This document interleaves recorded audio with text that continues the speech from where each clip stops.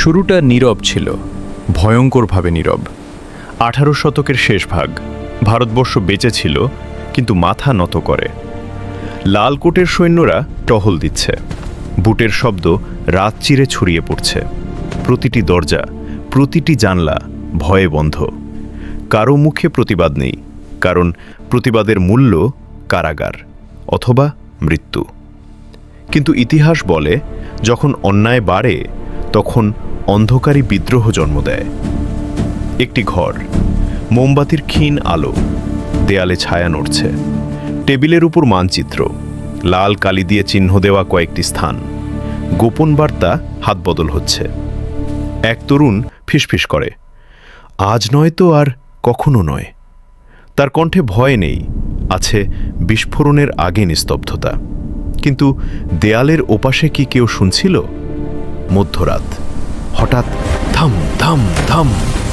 দরজায় প্রচণ্ড আঘাত, ইংরেজি কণ্ঠস্বরের সাথে লোহার আঘাত। মোমবাতি নিভে যায়। অন্ধকার, চিৎকার, দৌড়, ধস্তাধস্তি। কয়েকজন ধরা পড়ে। লোহার শিকল তাদের হাত জড়িয়ে ফেলে। কারাগারের ভেজা দেয়ালে পড়ে থাকে ছায়া। একজন ধীরে আঙুলের রক্ত দিয়ে দেয়ালে লিখে। স্বাধীনতা শব্দটি ছোট, কিন্তু তার প্রতিধ্বনি বিশাল।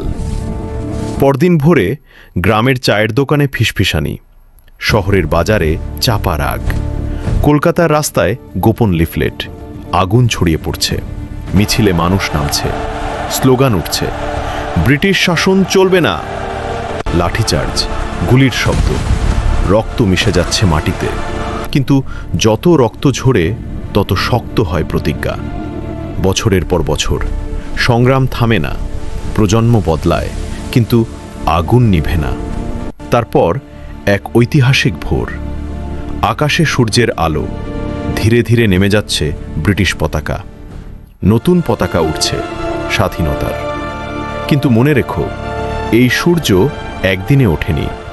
এটা উঠেছে কারাগারের অন্ধকার থেকে, ফাঁসির মঞ্চের ছায়া থেকে, অসংখ্য অজানা মুখের ত্যাগ থেকে।